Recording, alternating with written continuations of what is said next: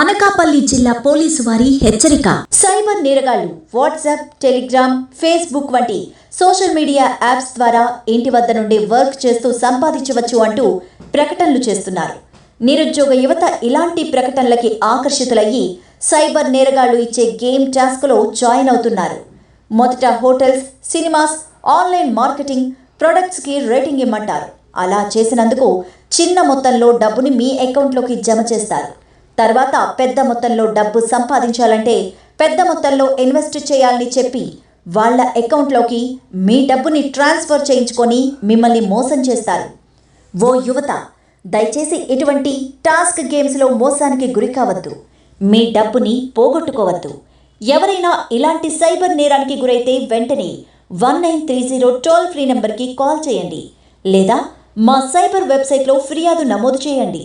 దగ్గరలో ఉన్న పోలీస్ స్టేషన్ని సంప్రదించండి.